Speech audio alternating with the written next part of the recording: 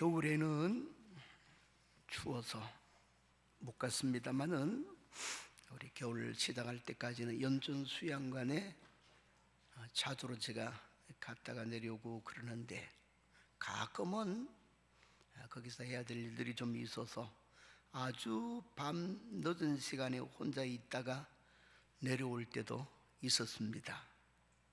이 산골짜기다 보니까 다른 지역보다도 밤이 되면 훨씬 더 깜깜해요. 사면도 잘 안 보이고 길도 잘 안 보이고 기분까지도 으시시 합니다. 그러나 자동차를 타고 전조등을 탁 켜면은 그냥 50m 정도의 주위는 훤해져요.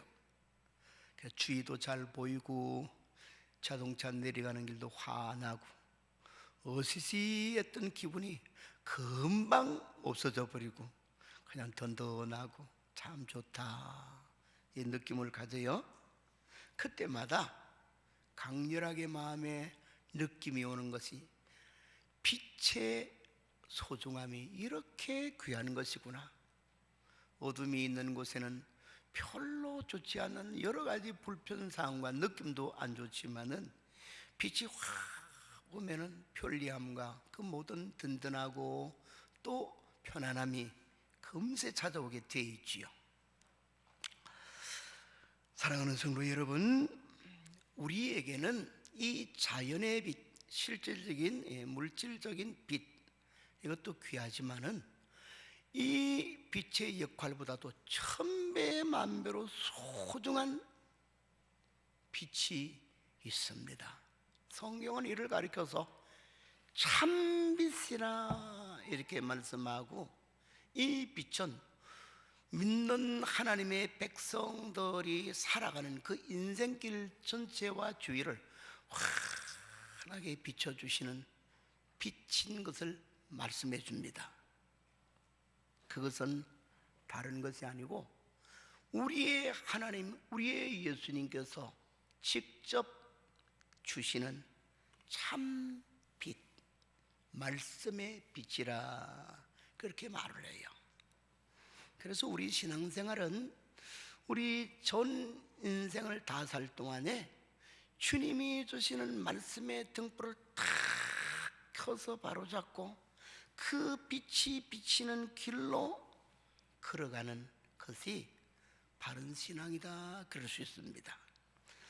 이를 한달은 우리 교회가 사경의 달로 정하고, 어떻게 하면 하나님의 말씀을 바로 이해하고 느끼고 깨달아서 이 말씀 사랑하며 가까이하며 살아갈고 싶어서 인사구호도 말씀을 가까이 합시다 2번씩이나 하게 하고, 또 성경 퀴즈 대회도 오늘 밤에는 있고, 설교도 오늘까지 4번이 집중적으로 하나님의 말씀의 역할에 관해서 드리는 중에, 오늘은 2월의 마지막 주간이 되기 때문에 그 4번째 설교로 내 길에 등불빛 되는 주의 말씀, 이런 제목으로 말씀을 나눌 때 하나님께서 큰 은혜를 도와주시기를 주의 이름으로 축원합니다. 오늘 읽은 우리 본문의 가장 첫 절인 시편 119편 105절은 요절로 즐거이 애워야 될 말씀이죠. 여기에 시편 기자는 이렇게 그의 신앙을 담아 고백을 합니다. 뭐라고? 주의 말씀은 내 발의 등이요 내 길의 빛이니이다. 이게 보통 외침이 아니에요. 이 속에서, 그 속에서 솟아오르는 불길이 토해지는 신앙 고백. 주의 말씀은 내 발의 등이요 내 길의 빛이니이다. 이 시편 기자는 어디에서 주의 말씀을 자기 발의 등이 되고 자기 길의 빛이 되는, 자기 인생길의 등불이 된다고 고백하는 것일까요? 그렇게 외치는 것일까요? 여기에는 잘 그 다음 절로부터 나오는 문단을 잘 살펴보면 하나님의 말씀 속에 들어있는 이 말씀의 3가지의 대표적 특성, 이것을 염두에 두고 그것이 우리 인생에 주는, 신앙 인생에 주는 영향력을 상징적인 고백으로 주의 말씀은 내 발의 등이고 내 길의 빛이니이다, 이렇게 말씀합니다. 그 세 가지가 뭘까요? 우리도 그 말씀의 속성을 잘 이해하고 이런 말씀이구나 해서 분명히 간직하고 그 말씀을 늘 의지해 갈 때는 우리 손에 펴진 하나님의 말씀의 등불을 딱 들고 어두운 이 세상을 전진해서 갈 수 있습니다. 첫째, 진정한 의의 길을 분명히 밝혀주는 속성이 말씀 속에 들어있기 때문이에요. 진정한 의의 길을 분명히 밝혀주는 속성, 성질이 있다. 의, 진정한 의. 사랑하는 성도 여러분, 이 의라는 게 도대체 뭘까요? 이것만 말하려고 우리도 몇 시간이 필요하겠지만은 한 줄로 정의해 보면은 하나님의 형상을 닮아 지어진 사람이 그 지으신 하나님 앞에 올바르게 살아가는 자세를 두고 말하기를 의롭다, 의로운 삶을 산다, 이렇게 표시하는 거예요. 그러기 위해서 자신의 모습을, 또 자신의 삶의 자세를 늘 가다듬어서 반듯하게 함이 필요하죠. 그렇습니다. 그런데 사실상은 우리의 인생의 삶을 살펴보면은 당신의 형상대로 우리를 지어주는 하나님 앞에 우리가 그 구실을 제대로 못하고 살은 거지. 사람이 조물주 앞에 사람답게 살아가는 것은 바꿔 말하면 하나님 앞에 반듯하고 깨끗하게 살아가는 것이 되는 것인데, 우리 인생사를 살펴보면 그렇지 아니하고 얼마나 찌그러지고 또 때가 묻고 지저분하게 살아간지 몰라요. 이러한 모습을 가리켜서 죄인의 모습, 불의한 모습이다, 그렇게 말을 해줍니다. 그래서 인류의 역사는 어찌 바라보면은 하나님이 입혀주신 의를 망각하고 그 길로 가지 못하는 실패한 불의의 인생을 보여주고 고발하는 것이 인류 역사다, 이럴 수가 있지요. 그러나 이제 이러한 잘못을 깨닫고 하나님께로 돌아가서 하나님 앞에 가다듬어진 나의 모습, 깨끗해진 모습, 반듯한 모습을 가진다는 게 인간의 생각과 인간의 마음과 인간의 노력을 가지고는 너무 힘든 거예요. 잘 안 돼.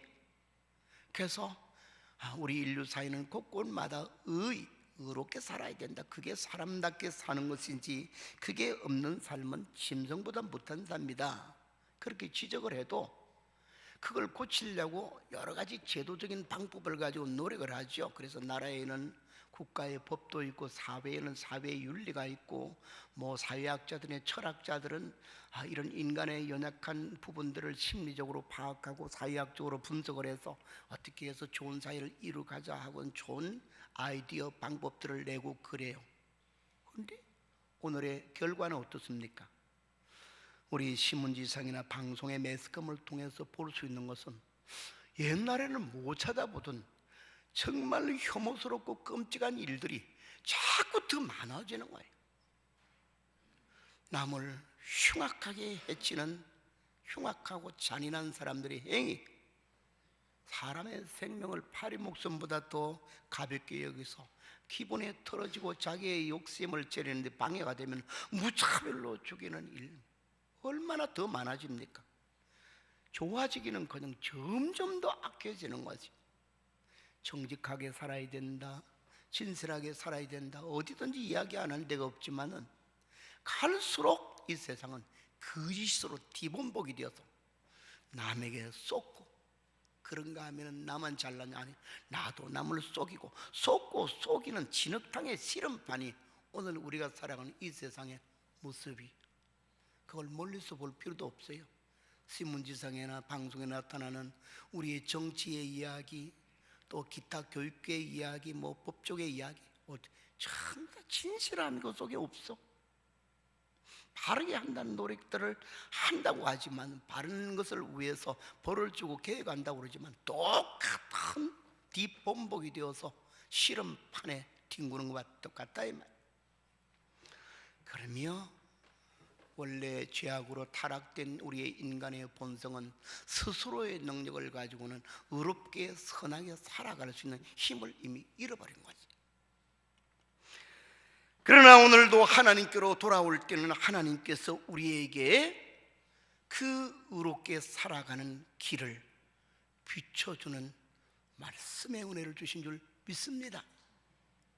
그래서 오늘 우리 본문에 돌아가면은 이 시편 기자는 106절에 두 번째 줄이 되죠. 이렇게 그 사실을 고백하고 있습니다. 주의 의로운 규례를 지키기로 맹세하고 굳게 정하였나이다. 그런 바르게 살겠다는 그 말을 어떻게 표시하느냐, 주의 의로운 규례, 이 말을 먼저 해요. 이게 무슨 말이냐, 하나님의 말씀의 속성을 표시한 말이죠. 주의 말씀은 의로운 말씀이라.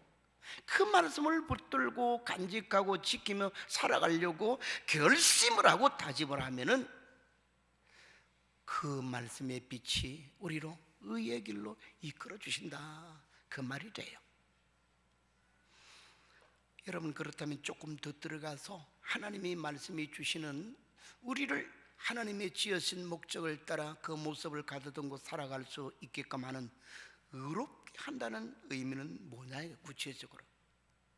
먼저는 믿음의 의를 우리에게 옷 입혀 주시는 것을 가리켜 의롭게 살아가도록 의의 길을 비춰준다, 그 말이에요. 여러분, 성경에는 두 가지의 의를 가리키는데 첫 번째 의가 바로 이 믿음의 의라는 것이에요.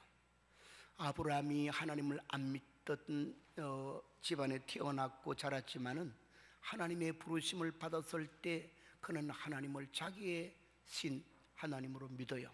그리고 하나님의 지도하심을 따릅니다. 이를 두고 성경은 뭐라 그러냐면, 아브라함이 하나님을 믿으니 저를 의롭다 하셨느니라, 이렇게 말해준 줄 믿으시길 바랍니다.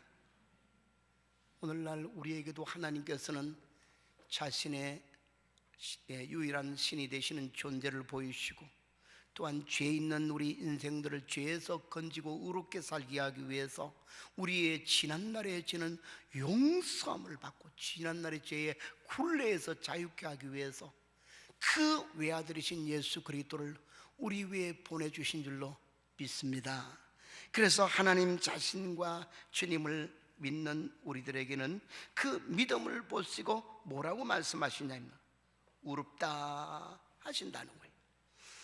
우리 신약 성경 로마서 1장 17절은 이 사실을 잘 이야기해 주는 우리 개신교, 프로테스탄트, 캐톨릭과에 나눠져 있는 이 개신교의 유명한 의를 가리키는 신앙의 본질을 이야기하는 대표 요절이, 즉 우리 개신교를 탄생시키는 종교개혁의 선구자 역할을 한 사람이 마틴 루터라는 사람이죠. 그는 성경을 읽다가 어디에서 참된 하나님 앞에 믿음으로 의롭다함을 받는 본질을 발견하냐, 이 로마서 1장 17절이 이렇게 말하고 있죠. 복음, 하나님 말씀이잖아요. 신약 성경을 말하는데, 복음에는 하나님의 의가 나타나서 믿음에서 믿음에 이르게 하나니 기록된 바 오직 나의 의는 믿음으로 말미암아 살리라, 이렇게 선언해요. 그러며 하나님의 말씀은 믿음으로 사는 길을 우리에게 빚어주는데, 그것이 하나님과 살아계신 그 하나님이 우리의 인류의 구주로 보내주신 주 예수 그리스도 십자가의 예수님을 믿을 때 의롭다 하신다. 믿고 살아갈 때에 하나님 앞에 의롭다는 신분을 얻게도 되고 의의 삶을 살아갈 수 있도록 은혜를 입는다, 그 말. 또 하나의 말씀으로 의롭게 한다는 말이 있습니다. 그 그것은 생활의 의라 이렇게 말을 해요. 신분적으로 하나님의 아들, 딸들이 예수님으로 말미암아 믿음으로 되었습니다. 그러나 그것만 가지고 우리는 아무렇게나 살아도 되는 것이냐? 아니지요. 하나님의 자녀가 되었고 죄에서는 해방되고 마귀의 포로된 데서는 자유를 얻은 백성이 되었으니까 이제는 정말 하나님의 음성에 귀를 기울이며 하나님이 기뻐하는 길로 가야 되잖아요. 그래서 하나님께서 우리에게 의롭게 살아가도록, 경건하게 살아가도록, 거룩한 삶을 이루며 살아가도록 성경을 바라보면 이렇게 살아라, 저런 길로 가지 말라, 죄악 세상의 유혹에 넘어가지 말아라, 담대하게 싸우며 이겨 살아라 하고 삶의 윤리를 많이 가르쳐 줍니다. 하나님 말씀이요.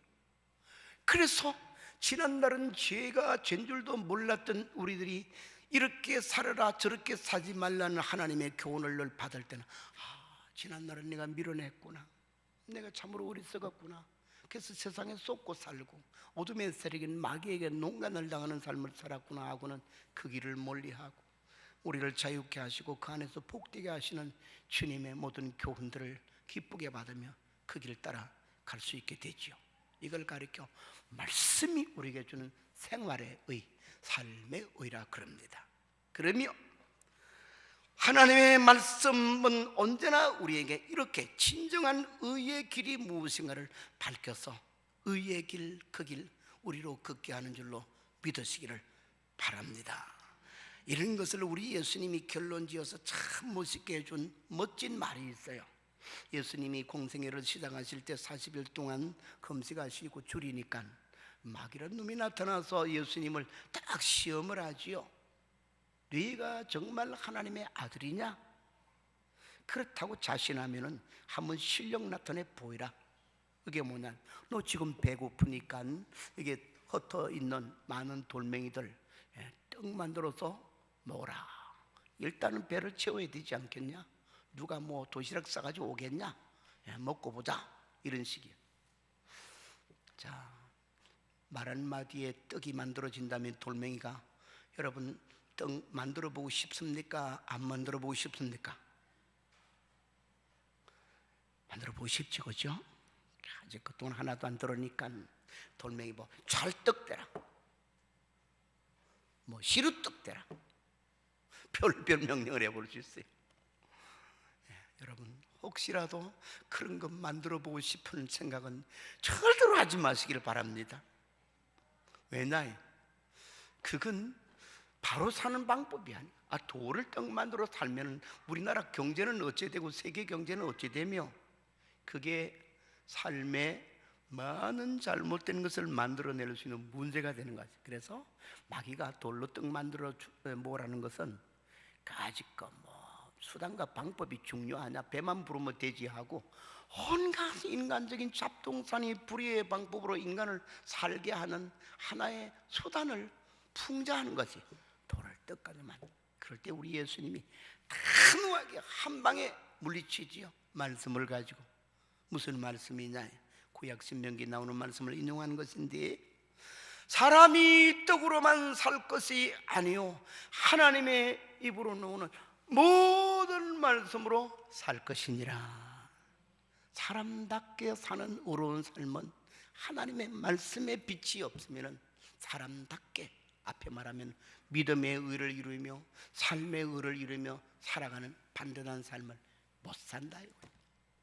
성도 여러분, 오늘 여러분과 제게는 이 귀한 하나님의 말씀의 빛이 항상 우리에게 주어지고 있다는 사실을 기억하시기를 바랍니다.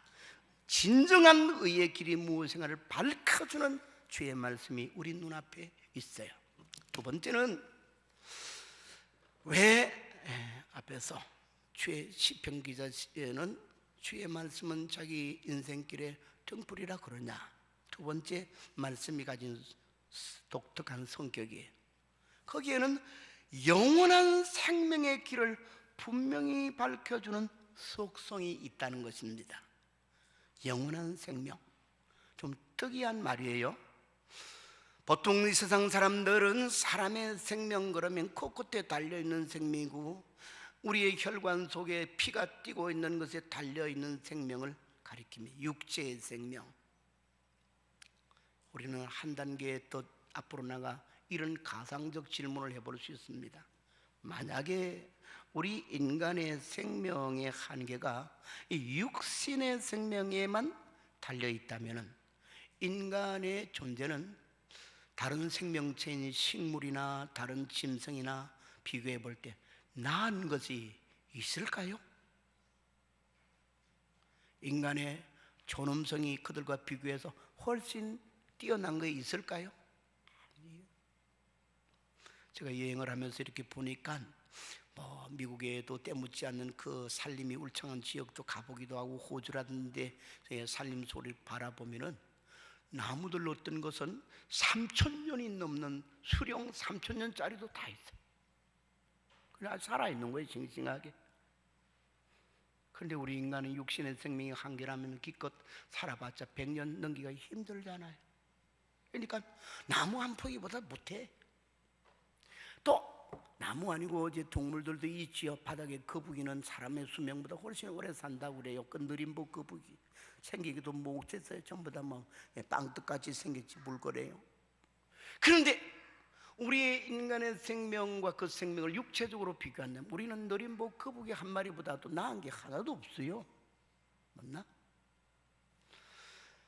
인간의 존엄성은 육체의 코끝에 있는 생명에 의해서 가치 판단이 되는 것이 아니고 사람만이 하나님의 은혜를 입을 때 영원히 살 수 있는 영생에 잇대어지는 생명을 누릴 수 있는 존재라고 성경이 말해준 줄 믿으시길 바랍니다. 여러분도 그렇고 저도 그런데 우리가 하나님의 말씀인 복음을 접하기 전에는 우리가 기껏 가졌던 인생의 희망이 뭡니까?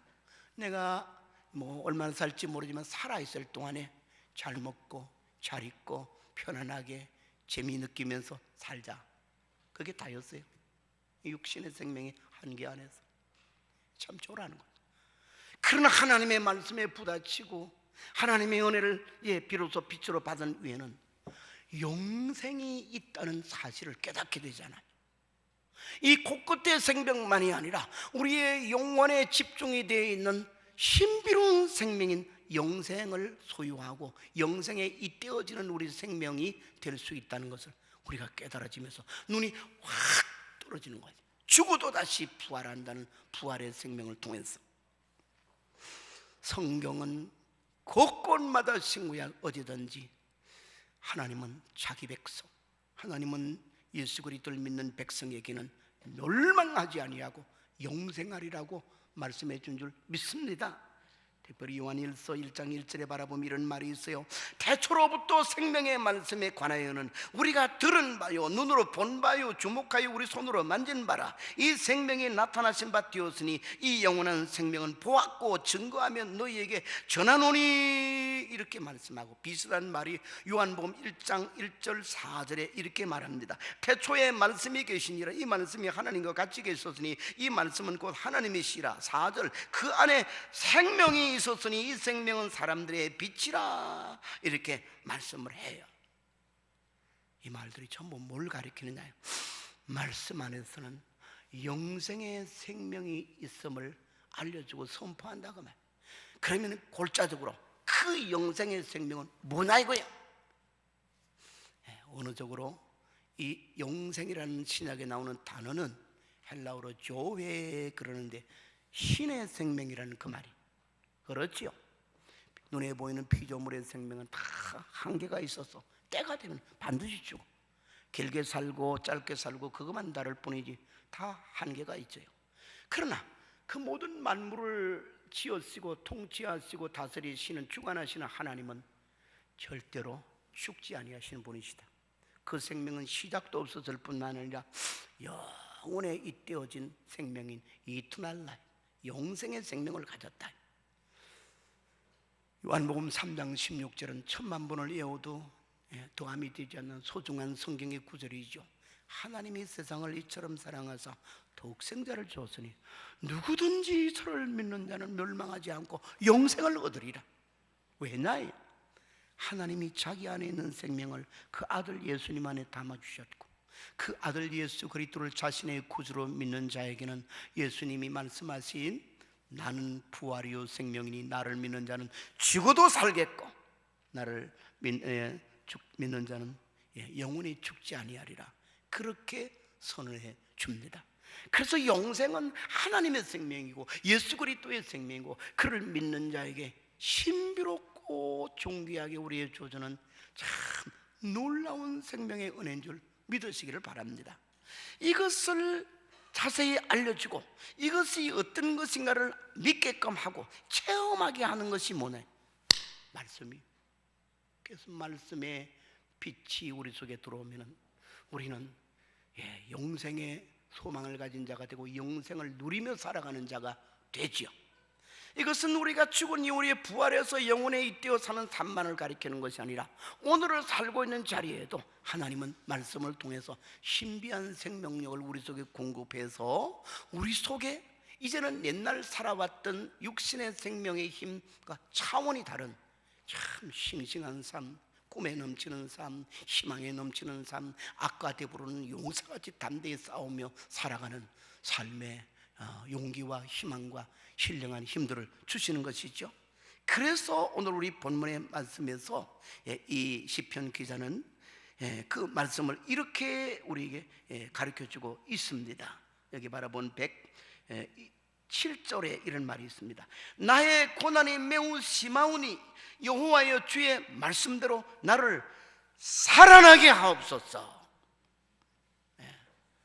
우리 요한복음 5장에는 이 때가 되면은 하나님의 아들의 음성을 들을 때가 오나니 그 음성을 듣는 자들은 살아나리라, 그런 말씀도 있고, 고린도후서 4장 6절에서는 어두운 데서 빛이 빛이라 하시던 하나님께서 예수 그리스도의 얼굴에 있는 영광의 빛으로 우리 마음에 비치게 해서 생명력이 넘치게 하신다고 말씀을 했습니다. 그래서 말씀의 등불빛이 우리 속을 확 비치면 이 땅에 사는 동안에도 우리의 영혼이 새로운 생명의 은혜를 받아 싱싱하게 살아갈 수 있고, 우리가 이 세상을 다 떠날 때도 육신은 죽음을 맛보나 우리의 영혼은 영생하게 되고, 주의 재림의 날에는 우리의 죽은 육신도 불완전하게 짝인 육신도 되살려서 부활의 새 생명으로 낡거나 썩거나 또 세해지지 아니하고 싱싱함의 모습을 가지고 영원히 살 것을 말씀해 준 줄 믿으시기를 바랍니다. 마지막 세 번째가 됩니다. 세 번째에서는 하나님의 말씀의 속성 안에는 참 사랑의 길을 분명히 밝혀주는 속성을 갖고 있어요. 사랑의 길. 세계 어느 나라 어느 민족이든지 간에 가장 그 사회 속에서 많이 쓰는 용어는 문화가 다르고 풍습이 다르고 상황이 삶의 자연적인 환경이 다를지라도 꼭 같이 최고로 많이 쓰는 용어는 사랑이에요. 사랑이라는 말을 많이 안 쓰는 곳이 하나도 없어요. 왜 그러나요? 굳이 성경 속에 들어가지 아니할지라도 사람의 본성은 이 사랑을 가장 아름답게 느끼고 또 보고 또 행복감을 느끼고 그럴 수 있게끔 돼 있어요. 천성적으로 그래요.